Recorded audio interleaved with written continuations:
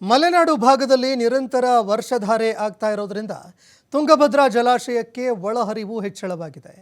ಒಳಹರಿವು ಹೆಚ್ಚಳ ಆಗಿರುವ ಹಿನ್ನೆಲೆಯಲ್ಲಿ ಈಗ ನದಿಗೆ ನೀರು ಬಿಡುಗಡೆ ಮಾಡಲಾಗ್ತಾ ಇದೆ.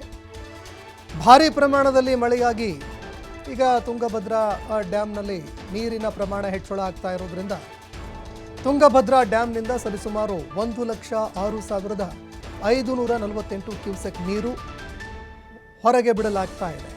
ಇನ್ನು ಜಲಾಶಯಕ್ಕೆ 1,07,500 ಕ್ಯೂಸೆಕ್ ನೀರು ಒಳಹರಿವಿದೆ. ಇದೇ ಕಾರಣಕ್ಕಾಗಿ 26 ಕ್ರಸ್ಟ್ ಗೇಟ್ಗಳ ಮೂಲಕ ನದಿಗೆ ನೀರು ಬಿಡುಗಡೆ ಮಾಡಲಾಗ್ತಾ ಇದೆ. ಹೀಗಾಗಿ ಬಳ್ಳಾರಿ ಕಂಪ್ಲಿ ಸೇತುವೆ ಮುಳುಗಡೆ ಭೀತಿ ಎದುರಾಗ್ತಾ ಇದೆ. ಸೇತುವೆ ಮುಳುಗಡೆಗೆ ಅರ್ಧ ಅಡಿಯಷ್ಟು ಮಾತ್ರ ಬಾಕಿ ಉಳ್ಕೊಂಡಿದೆ.